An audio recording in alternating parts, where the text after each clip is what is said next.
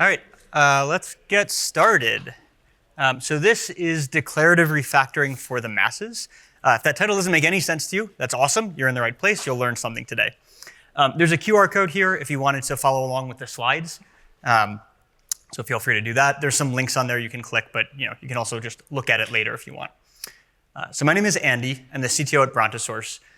We're a tiny startup that's helping companies sort of get a handle on their code and sort of reduce their tech debt, primarily in C and C++. And we're hiring, so if this is something that interests you, if you like developer tools, or you think we just have an incredibly adorable mascot, then come find me after the talk, and we'll talk. On the subject of the mascot, this is Charlotte. She was designed by David Szilagyi, fantastic artist. You'll see a bunch of his stuff throughout the slides. He also gave us permission to feed all of his artwork into generative AI. So you'll see a bunch of AI-generated work based on his work as well. See if you can spot the difference. So the structure of the talk is going to be just tons and tons of code examples and a little bit of philosophizing. So let's get started with that. So what are we even talking about here? Declarative refactoring for the masses. So I think it's helpful to break down those terms.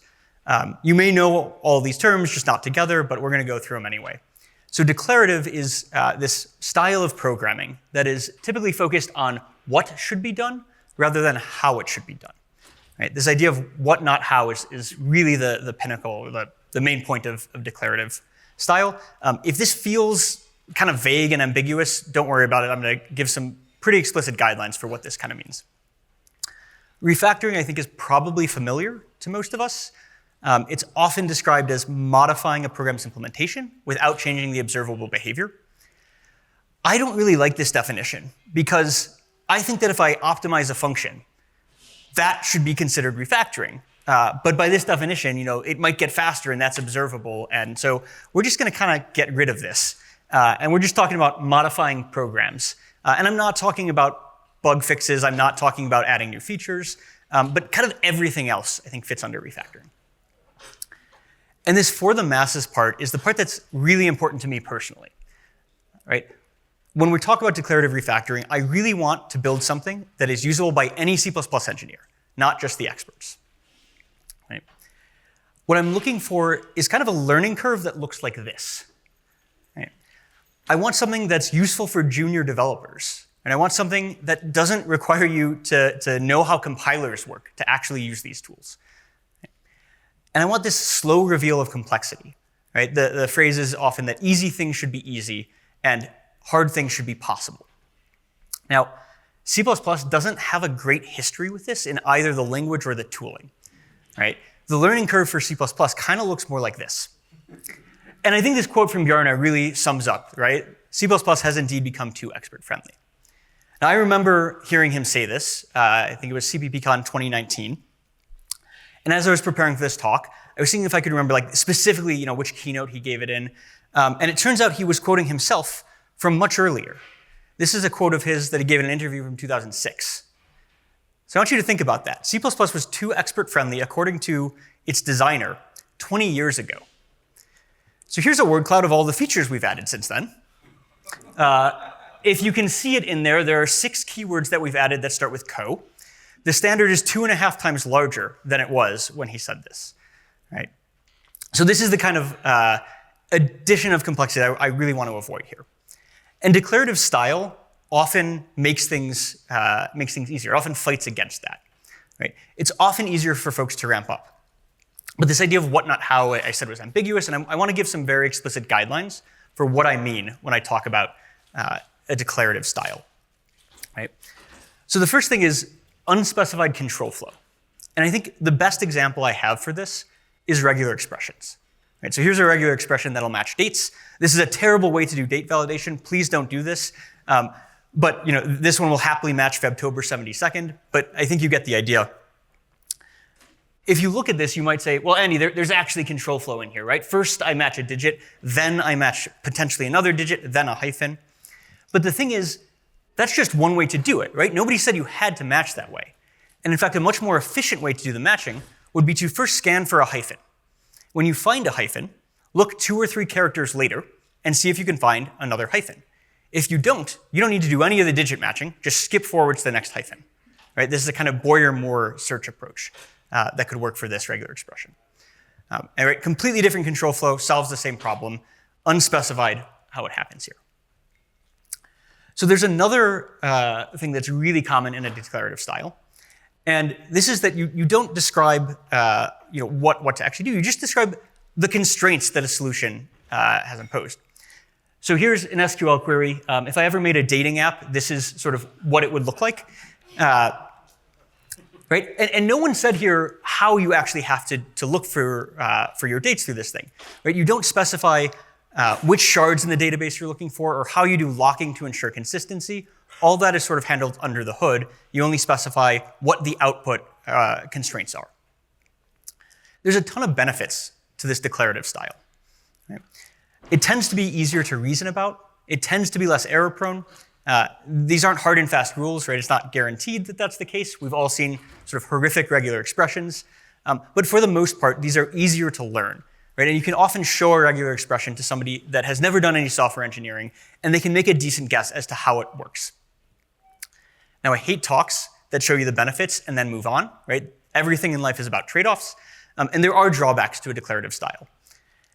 And the first one is often implementation difficulty, right? Declarative, computers are inherently procedural, and declarative languages are inherently not. And so there has to be something that does a translation of your declarations into what a computer actually understands. There's always a compiler or an interpreter or runtime under the hood that makes that work, right? And that's a really difficult implementation task.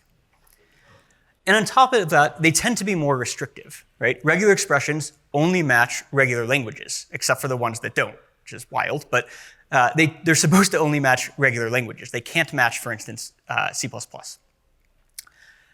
I remember chatting a couple years ago with a senior director at Google, and I was working on something where I needed SQL queries that were recursive, right? And some SQL engines can do this just fine. Others don't support it, and the one I was working with happened to not support it. And this director said, oh, this isn't a problem, right? What you do is you're going to join the table with itself 50 times, and that gives you enough recursion depth that you're probably fine. And he was right, but this is really sort of an example of how these things can go wrong, right? The way that you work around the restrictions that you have in declarative languages is to build these kind of horrific monstrosities using them. And that's why we get really ugly SQL queries or really ugly regular expressions. Right? So this is something, as we go through a declarative style, we need to fight against actively. One of my favorite quotes about programming comes from Alan Perlis. He was the first Turing Award winner. And he said this: when someone says, I want a programming language in which I need only say what I wish done, give them a lollipop.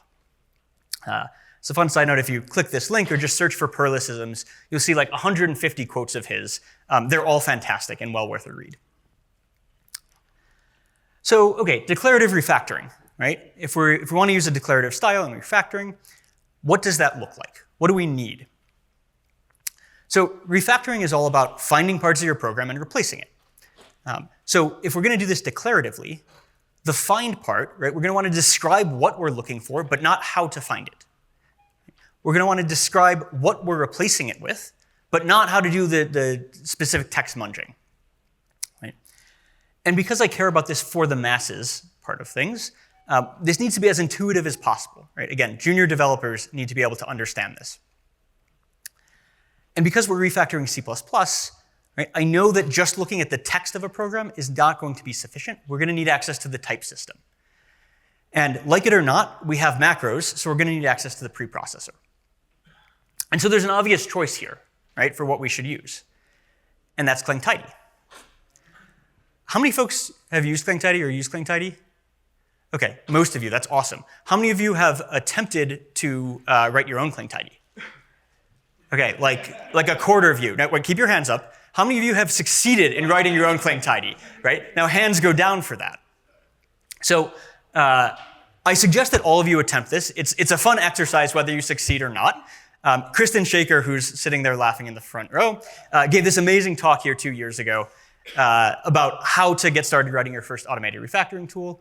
This is like the resource on how to get started with Clang-Tidy. Clang-Tidy is awesome, right? It's got all these benefits. There's like 400 checks out of the box. right? You just start running it, and it's going to find all of the things that you should do better in your code.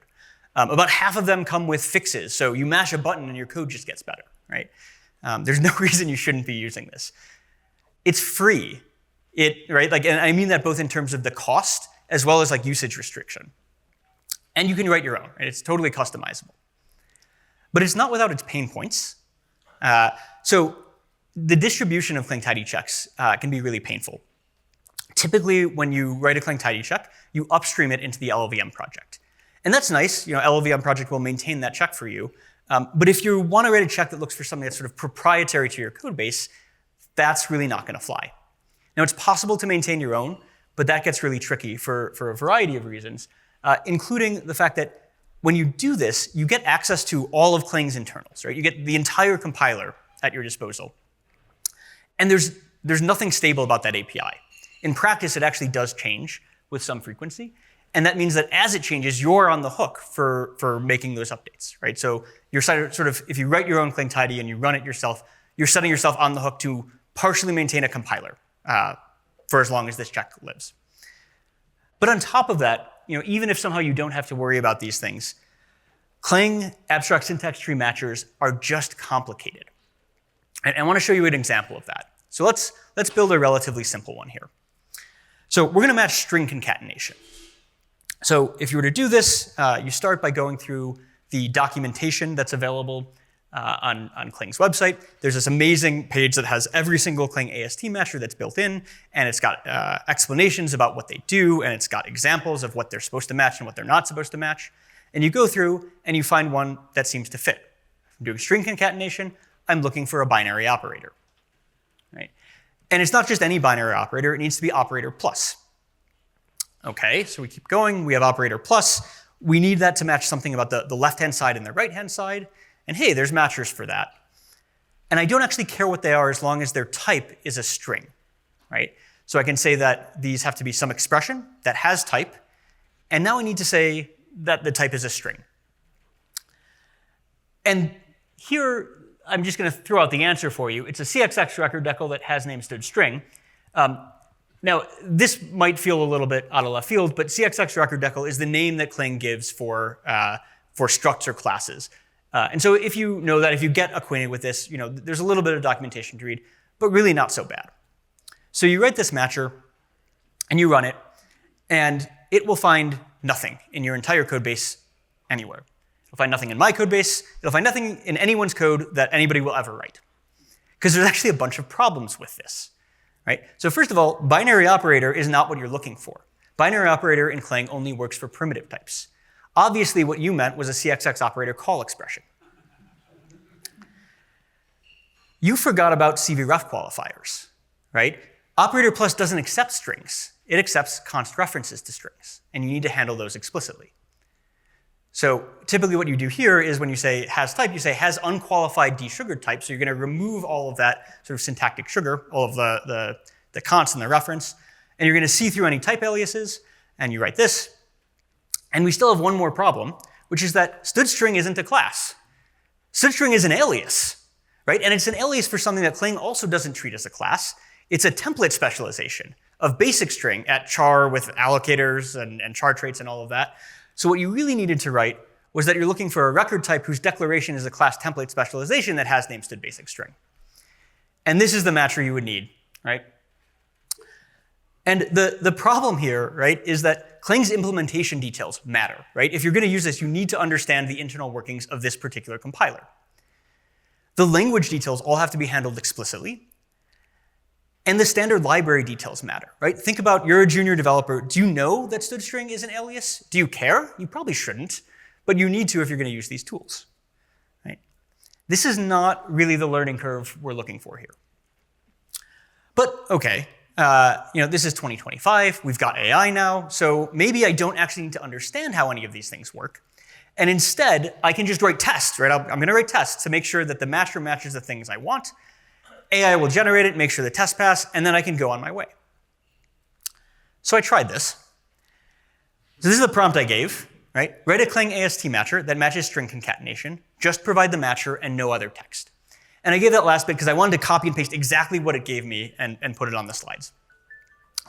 So I gave a version of this talk several months ago at CPP Now, and had again did this whole thing with vibe coding, Clang-Tidies, and I got some results, but I've redone all the results within the last week, right? Because the world of AI moves fast enough that I don't think it's fair to test it on something that's sort of 6 months old. So let's take a look at what some of them are. So here's what I got out of DeepSeek. So we know this isn't going to match because we have that binary operator problem. DeepSeek took about 5 minutes to generate this, and I think this is particularly fun because it invented this has-can-quickle type, which I think is a combination of has equivalent type and has canonical type. But it's particularly interesting to me because it didn't manage to get it right later on. So, okay, so not DeepSeek. What about Claude, right? Claude Opus is the current leader on SweBench. These are mostly Python tests that it's working on, but this is what we got. So we know this isn't right because, well, we have the binary operator problem in there. We've got a string literal, which doesn't have to be in string concatenation. It's a weird way to look up, right? A string literal, and then I'm looking at some ancestor. So this actually doesn't work at all either. And if it did work, it turns out that has ancestor and has parents on real code are exorbitantly expensive, and you should avoid them at all costs. So who knew? Okay, so not Claude. Perplexity is a fun one. Perplexity several months ago did much worse, and now it generated something that is still obviously wrong, but I don't know, it's closer than it was. So we have this binary operator problem, and we're matching the left-hand side and right-hand sides have to be character types. So I'm including this one because this one's a fun puzzle. And I have a prize for whoever solves the puzzle at the end of the talk. So the question is, what does this match, if anything, and why? So moving on, we have Gemini. Gemini actually managed to get that CXX operator call expression, right? It included this operator plus equals, and I actually don't fault it for that. That's not what I was looking for, but it's sort of easy enough to look at that and say, like, yeah, that's the bit I don't want. I'm just going to remove it, right? And so anything where a human can pretty quickly tell what the problem is and fix it, that's not a problem here. What is a problem is that it uses this returns. And this looks like a clever way to match string concatenation, right? It doesn't say anything about the left-hand side or right-hand side type, but I'm just looking for operator plus that somehow returns a string. And that's probably good enough, right? But it turns out that returns actually doesn't match a call to an operator at all. It matches the actual function declaration, right? And there isn't a function declaration here. So this, in my opinion, shouldn't compile at all, but it does and matches nothing.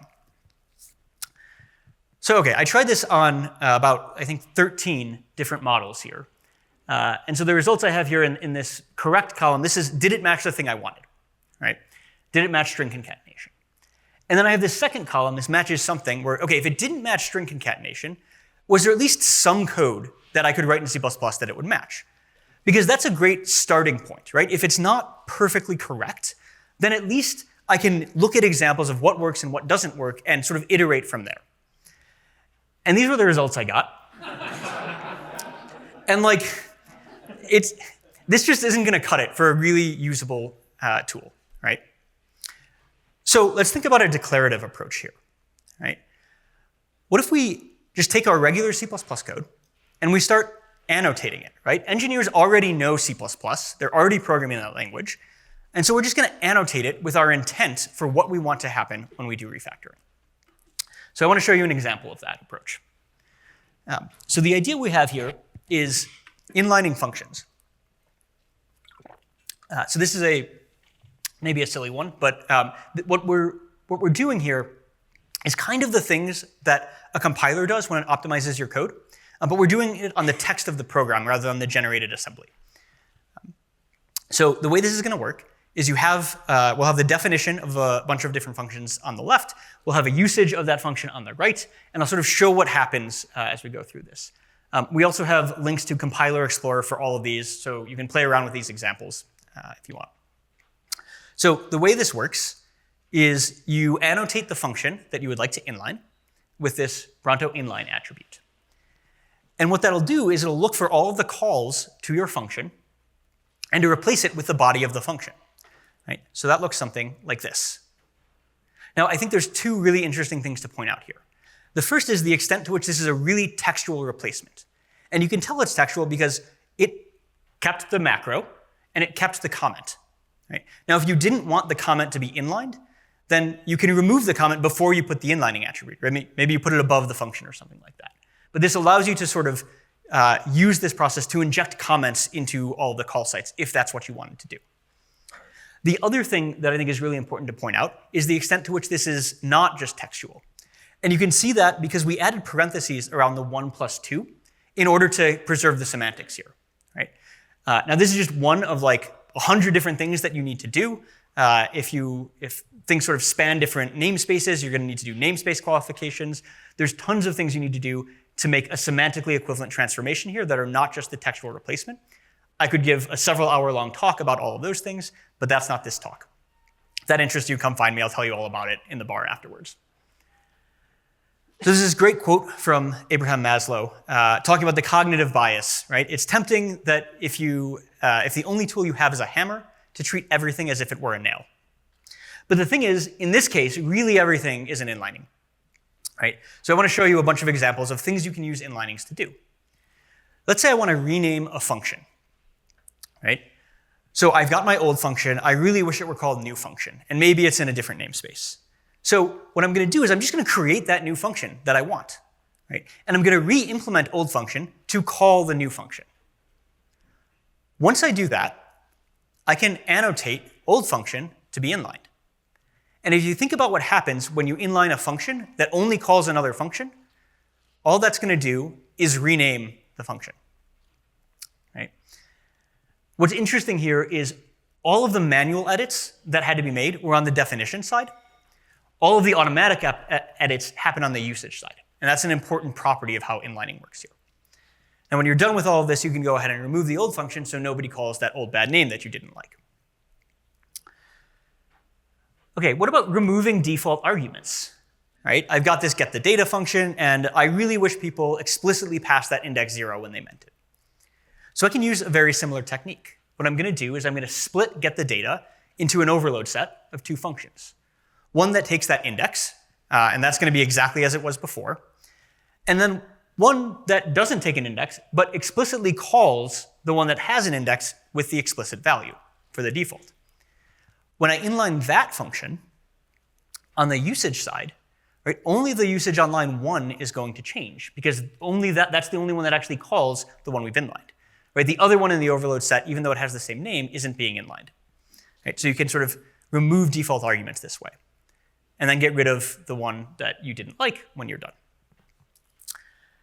So it's not just functions that we can inline. Right? We can inline constructors as well. And so a classic example of what you'd want to do here is, I've got this interval class, and it aborts if it's constructed with the lower greater than the upper. Or maybe it throws or something like that. And what I really want is to return a std expected or a std optional. In this example, I'm going to be using std optional just because std expected is a longer type name and doesn't fit on a slide as well. So what do? Well, we're going to make the method that we actually want to call, the static make method. And that's going to check and return null opt in the case that the bounds are in the wrong order. And otherwise, it's going to do the construction. Right? Once we have that, our constructor can delegate to make. That gives us an optional. We're going to unwrap it with value. And then we can inline that construction. And everywhere that object is constructed will now be replaced with a call to make and then unwrapping the value.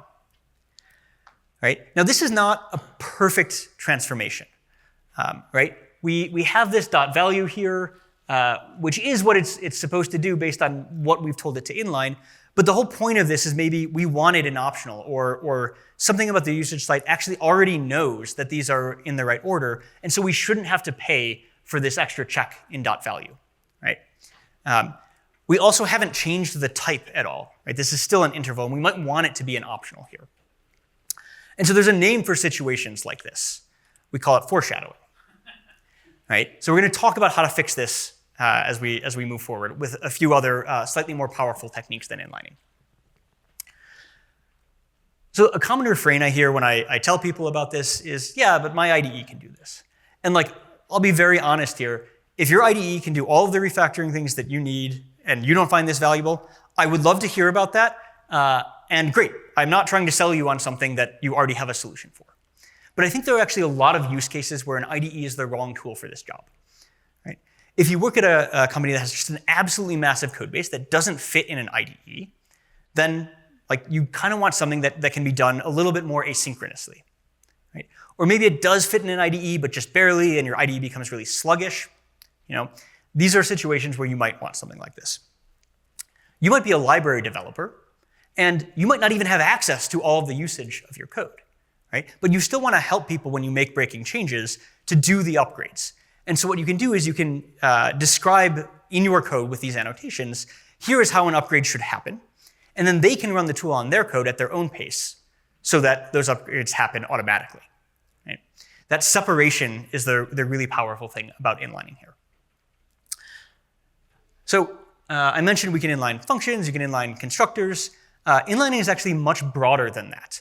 You can inline, right? If you think about what inlining is, it's anywhere I've got a name that's sort of defined, and then a usage of that name somewhere else. And I can do inlining by replacing that name with the definition. And there's lots of things that fit this pattern, not just functions and constructors. Type aliases, right? I can inline type aliases. And so this allows me to rename types. It allows me to do all the same things that we had with functions, because type aliases are functions on types, essentially.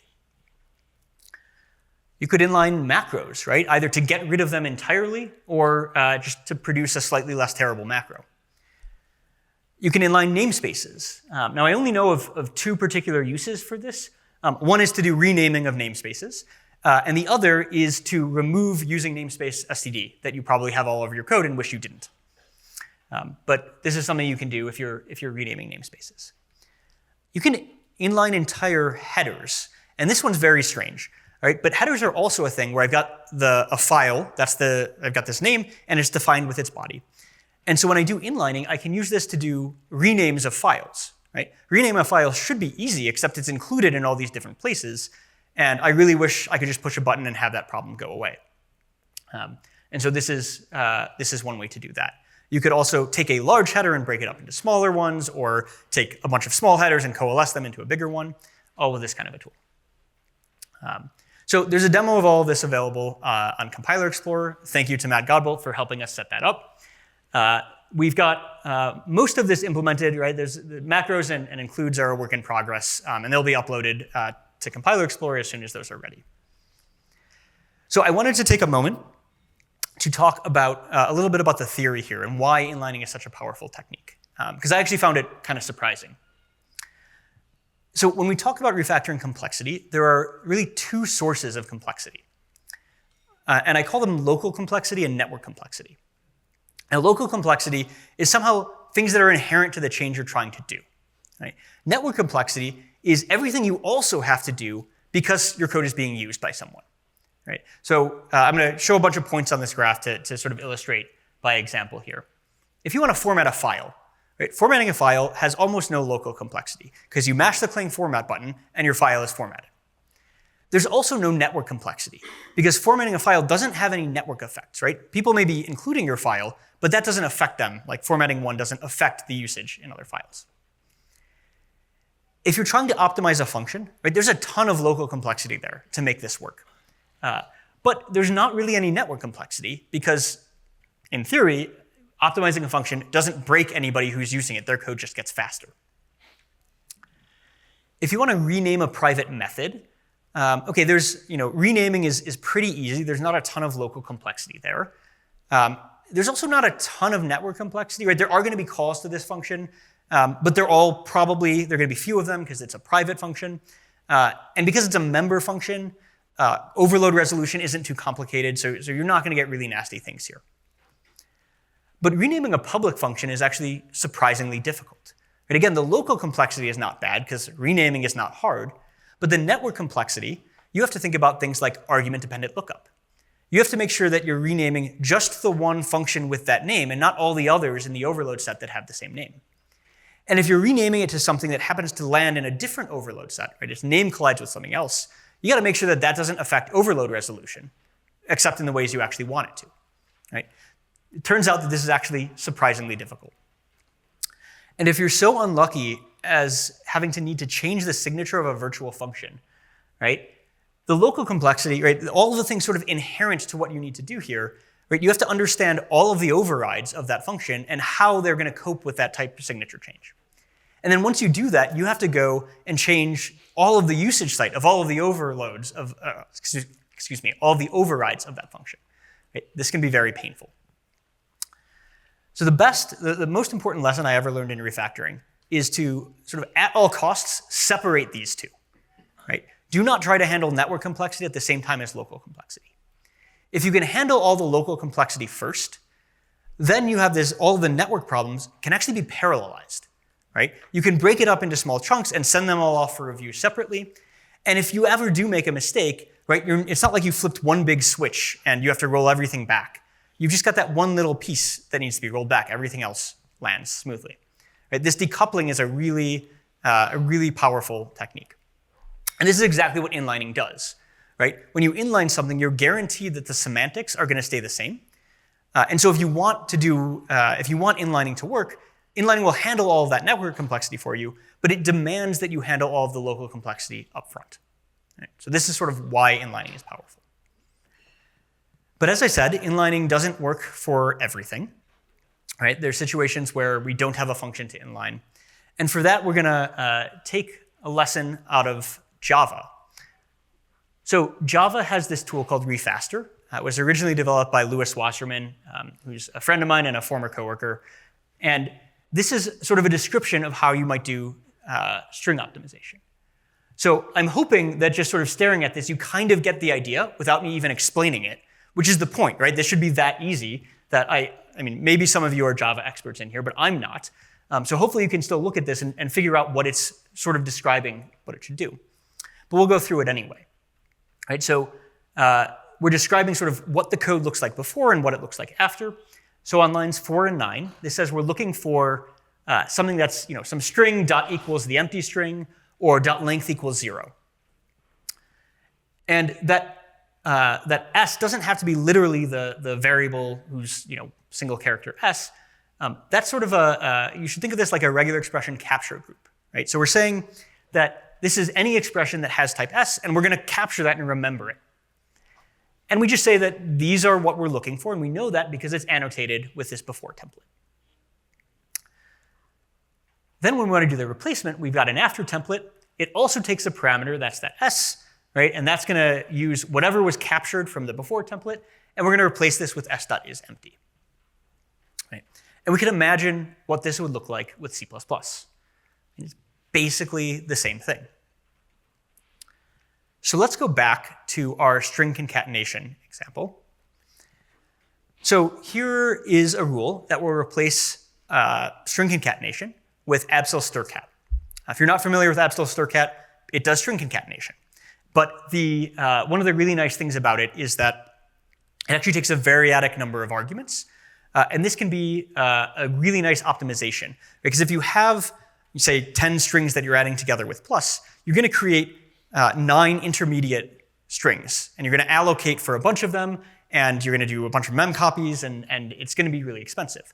But if you see them all in one function, you can first compute all of the sizes, reserve enough space in your string to do that all at once, and you just splat everything into the string all at once. Right? So this is a really nice optimization that you can use. And so we have this rule that basically says we're looking for the concatenation of 2 strings. We don't actually care about the const reference bit here because this tool handles that for you automatically. And we can run the tool with this specification. And it did what we told it to, but this actually isn't what we meant, right?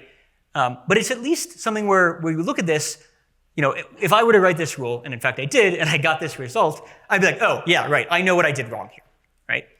And so there's sort of 2 ways to fix this, to have it be a single stircat.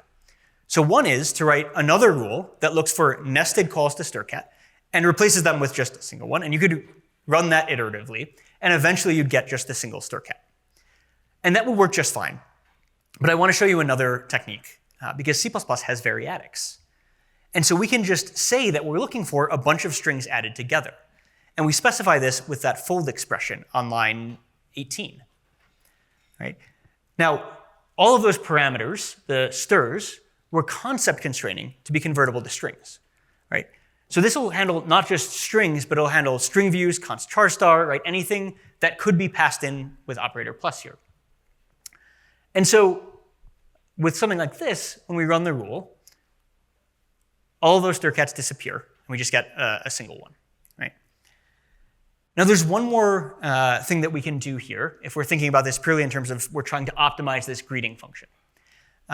And this requires knowing that stircat natively handles integers, right? So I don't actually need to wrap that age in a stud2 string. I can pass age directly into stircat, and everything will work just fine. And so we can write a rewrite rule for that too, right? This one's a little bit gnarlier, but if you start not looking at the parameters, you just look at lines 32 and 33, what are we looking for? We're looking for a call to stircat with some number of arguments, then an argument that's something that's wrapped in stud2 string, and then some more arguments. And I've used auto here because I don't actually care about the types at all. It doesn't matter what they are, because if I have a compiling program, then they're already passable into stircat, so I'm happy. And then the replacement is going to be the same thing, but without that stud2 string. Right? And so this will remove that stud2 string like we want. So okay, how does this fare with AI? Right?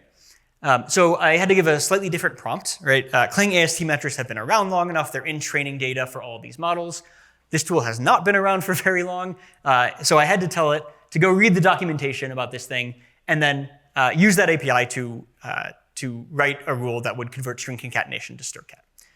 So I hope this feels somewhat comparable to the prompt I gave before. I'm asking it to do a little bit more because it has to do the rewrite too, but it's kind of in the same vein.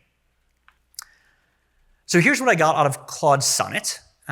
If this looks familiar, it's because it's almost exactly what we had on the previous slide. Right? First try, Claude got this, no problem. And so this is the kind of, right, this is sort of what we're looking for in terms of the learning curve. Right? Something that's so easy an LLM could do it. But I actually think what's really interesting here is why AI was actually able to do this. And this is purely speculation on my part, but it seems to be that when you use sort of a bespoke language, like this, the Clang AST matchers are this sort of bespoke domain-specific language, there's just a very small fraction of the training data that's relevant to the LLM, right? And so that makes it much harder. But here, most of the things that are relevant are just normal C++ code, and there's a ton of C++ code in its training data. And so I think it's interesting that AI tends to do better on things that are more familiar to it, kind of in the same way that humans do. Okay, so this was just one example. I want to show you the results for all of the different models that I tried. And about half of them actually got it right on the first try, which is kind of cool. ChatGPT and Manus were close. They actually generated something that would match string concatenation, but rather than having that be left-hand side plus right-hand side, where those are both strings, they were template parameters, so it would actually match any addition whatsoever. Now, this isn't perfect, certainly, but I think that most people looking at that would look at it and be like, oh, yeah, I see why that's doing the wrong thing, and I know how to fix it pretty quickly. And so I still do think that that's not perfect, but it's at least helpful. Now, DeepSeek actually didn't even generate a rule at all. It was just horribly wrong. And then these last three, Llama and the two models from Qwen, they were unable to follow the link to our website, and so just weren't going to generate anything correct anyway. Okay. So we've seen inlining.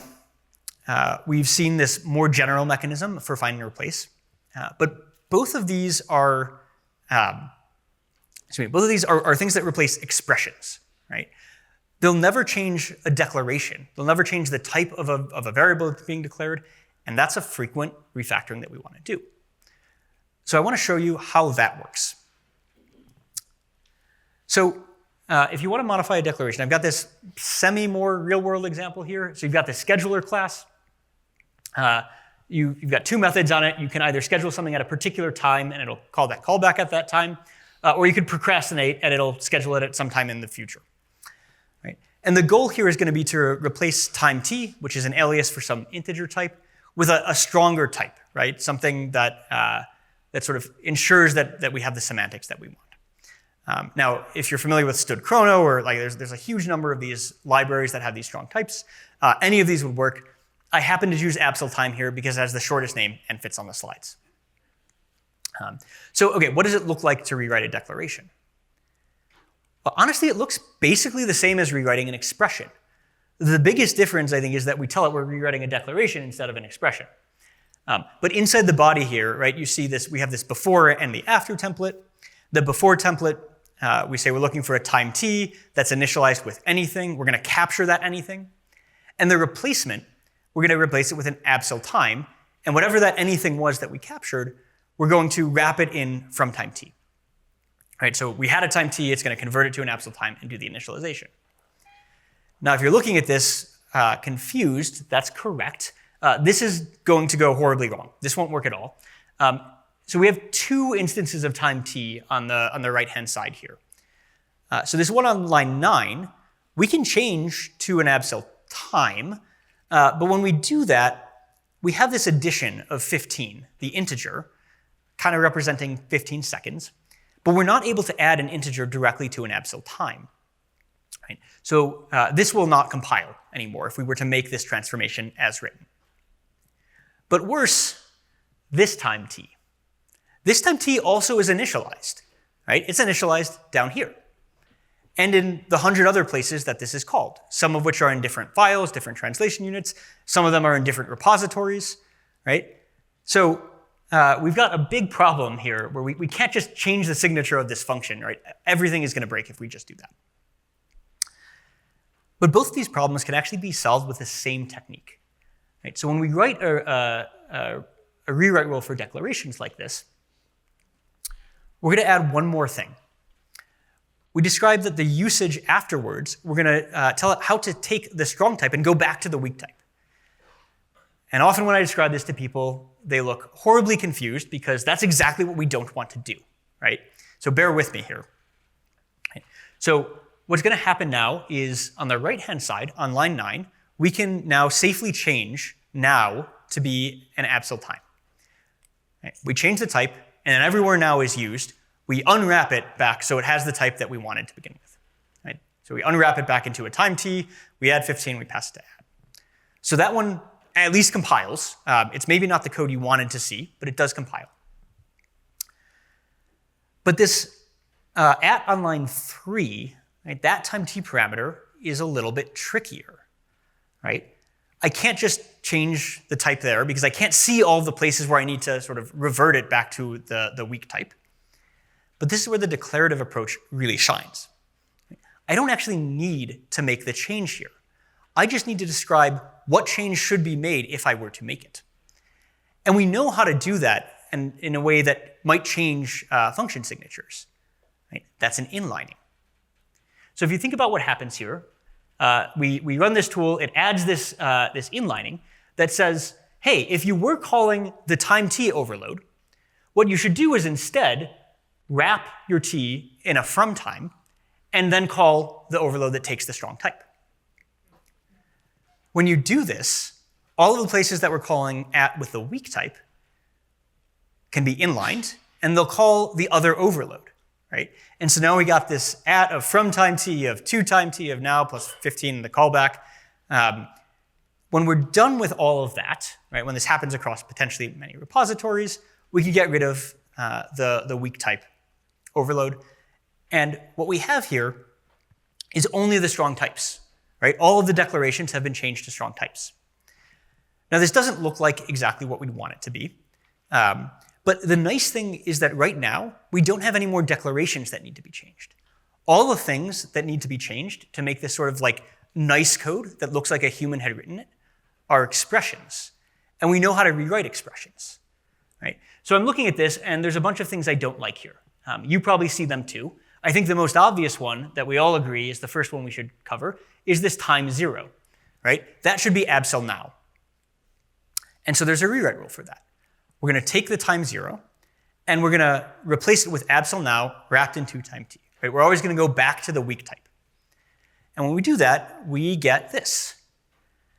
And if you're looking at this thinking, Andy, this is just getting worse and worse as you do this, well, you're not wrong, but the thing is, I know what's on the rest of these slides, so I'm going to continue anyway.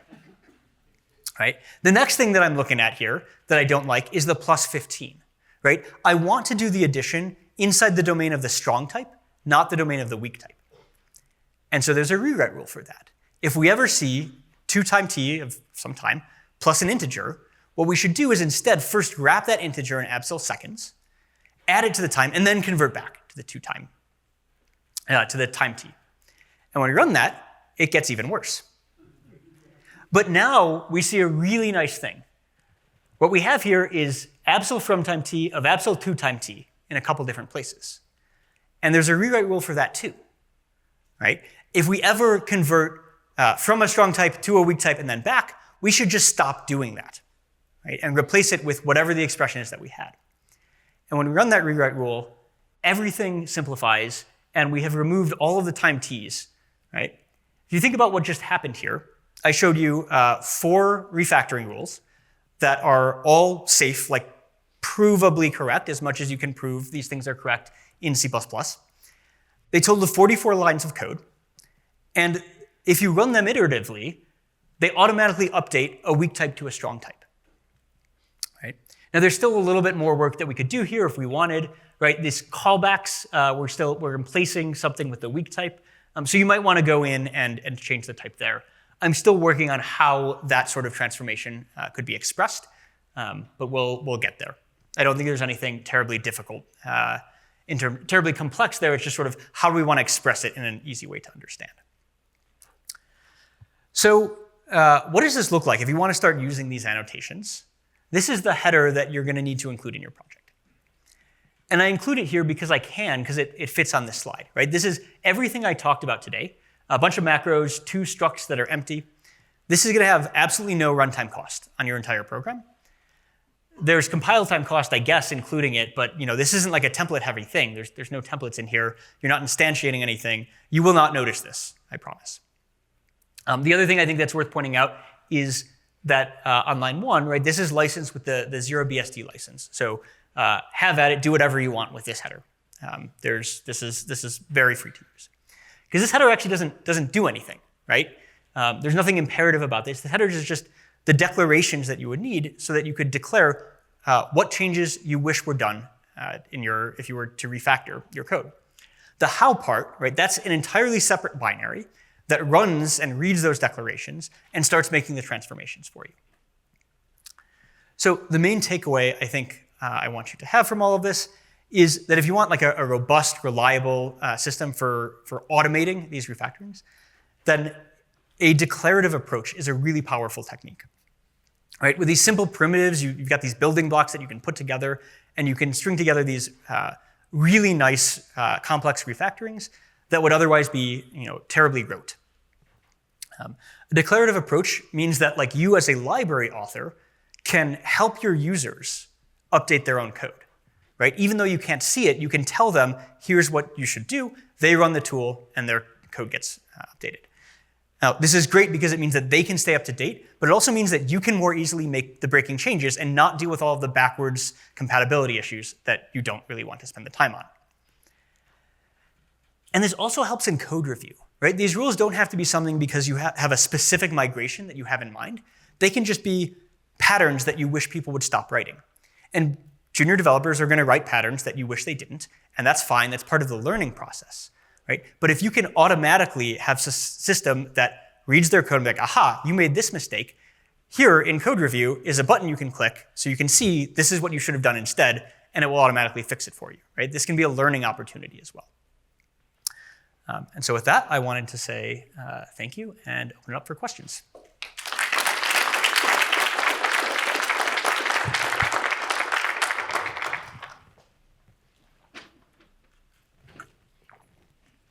There's a mic up here, yeah.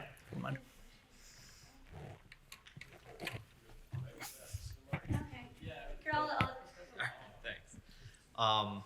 Thanks. Very interesting talk. I see a lot of clear applications for this for very large code bases at scale. One thing that I'm wondering about, so say that you had planned out like that whole migration with like the Abseil time Yep. class. So could you just kind of ship all of those rules together initially, and then like does it just keep running until it converges or something like that? Yeah. Or? So the tool we have runs through once. Okay. And at worst, you can put a bash script around that runs it until it stops finding things. But yes, some of these things you want to do iteratively, and right. That's if you don't do it iteratively, if you have to do it all at once, well, the rules become much more complicated if you have to do it in one fell swoop. Right. Right. But if you can run this in the background, right, because each one of these is a compilation, and so that can take some time. But if you run it in the background, it happens at night while I was sleeping anyway, and so these things.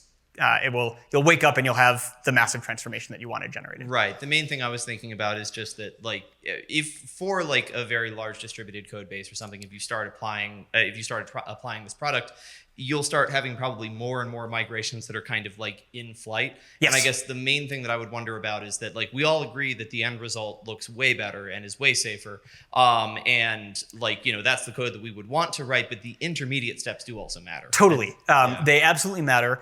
And so you actually don't need to commit any of the intermediate steps. Oh, okay. Right. So the tool runs and it has in its its local client or whatever, like the version of the code that looks kind of crappy, and it just keeps going until it stops finding anything, and then it presents you with like, here's the total refactoring I did, and by the way, so that you can inspect it, here's all of the steps I did. So it's not just like, well, this is a ton of lines changed, I don't know what's happening. Right. Right. Awesome. Yeah. Thank you very much. Thanks. Cool talk. Loved it. I had no context on this at all beforehand. No, I'm just kidding. So say I worked at a company with a bunch of tech debt, or I was a representative for a company with a bunch of tech debt, and I wanted to use these tools like yesterday. Yeah. Who in this room would I talk to about that besides you? Are you taking on new clients?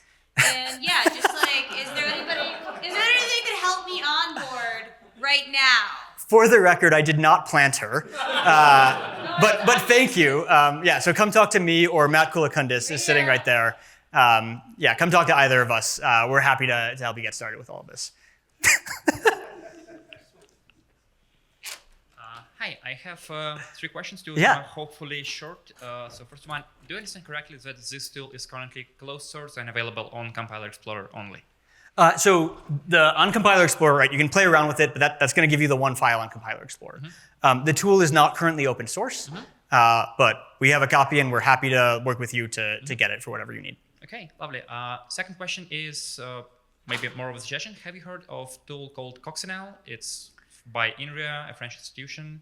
It's used for C. It was used for refactorings of Linux kernel and some other stuff. I don't think I'm familiar with this. Yeah, you might want to check it out because like I think they also have some C++. Amazing. How do you spell it? Like a butterfly in French. Okay, that's sufficient. I can look that up. Thank you. And the last question. So I played with the tool on Compiler Explorer for a while. So you talked about all these complexities of refactorings, like do not change overload sets, like don't shadow variables. I also played with unnamed namespaces. So all complicated cases are not handled so far. So like, how hard do you think it will be to handle all this like long tail of C++ features? Because otherwise I can just use regular expressions and it will work. So I disagree with that last point, that you can use regular expressions and it will work. But it will kind of work. It will look like it work. Sure. I talk about it in my talk. Yeah, so Kristen talks about regular expressions in her talk, but to your main point, there's still a bunch of bugs in this, right? We started building this a couple months ago. It's a work in progress. We like to work out in the open. That's why it's on Compiler Explorer. We want you to play around with it. And we want you to tell us about all the bugs you found. So I'm going to find you afterwards all the things that didn't work. I'm gonna want to know about. Oh, yeah, sure. There will be a long tail, right? I think it's actually achievable to get sufficient amount, right? I will never fix every single thing in C++. That won't happen. There will always be bugs. But I do think we can get sufficient to the point where bugs will be like 1 in 10,000, 1 in 100,000. Okay, got it. Thank you. Yeah. Thank you for the nice talk and the nice dinosaur pictures. Oh yeah, sorry. We have stickers here as well. Okay, I will definitely get some. Your last comment was about that you have these refactorings done already, and then you want to integrate it in the in the Git repository or in the review process. Yeah. So how do you think you should do that? Because when you do a function inlining or renaming of a function, you have this old function, you have the new function, and then you always have to keep the old function because that's the rule you need in order to look it up in the review process. So there's several sort of steps in the process here. The first commit adds the new function, it has the old one called the new one, and it adds the inlining attribute, right? So that's done probably by a human. Then you have the system that's sort of running nightly or however you configure it, that looks at all that, finds all the places to replace, breaks it up into small chunks, submits them, with review or whatever sort of standard review and testing process that your company has. And at some point, it's going to stop finding things because they're not there anymore. And at that point, either a human or in the future, we'll have the tool automatically delete the inline function as, again, a separate commit. Yes, that's what you explained. But what you said that if a junior comes by, writes the old code, you actually replaced, and that should be in the review process. Here you have done something that we've already replaced. Yes, so good point. I don't think I clarified this well. These are sort of two separate use cases. If you have a specific migration that you have in mind, then you add the thing, it runs, and you remove it when you're done. If somebody happens to use that in flight, maybe it shows up in code review. There's a separate thing where users write code that is less performant than it should be. They do multiple additions and they should of strings, and they should use stircat. That's a rule that you keep in your code base forever, right? And so that now anytime anybody makes that mistake, it can be fixed automatically, immediately before the code actually makes it into your code base. Okay, thanks. Mm-hmm. Hi, thank you. I think you kind of answered my question there, but I was gonna ask, we did all this work, kind of scratch work on the slides, how do we save that work? Does that live with our code forever? What's the vision there? So the tool will generate patch files or a serif format or whatever sort of format you need, and you can keep that format for all of the intermediate steps. Mm-hmm. But at the end of the day, in terms of your commits in your you would only commit the steps that you actually want to, right? And that's configurable. Some people want to actually see all those intermediate steps. Most people want to just see the end result. But if I might want these steps to later reuse in the future, right? If I wrote these patterns. Oh, the patterns, yes. The patterns you can, the patterns live with your code, right? Okay. So it has the same version control system that you would have for anything else. Okay. So we're not reinventing anything new there. Okay, thank you. Mm-hmm. Hello, thank you. So you mentioned very briefly the case with stud optional. Yeah. So, and there is not only stud optional, there is stud optional, stud expected, and the bunch of monadic operations. So my question is about this. That's from practical experience, those cases are rather complicated. When we change error handling from, say, doesn't matter, either exceptions or return code or whatever, to the expected or whatever containers with the stuff. So the code turns into the if not, if yes, or then if not, then log dot value or something like that. Right. So do you have any suggestions or have you experimented with this, or can your tool handle this at some degree? So can it handle it to some degree? Yes. Do I have more thoughts on this? Yes. Do I know how to solve that whole problem? No.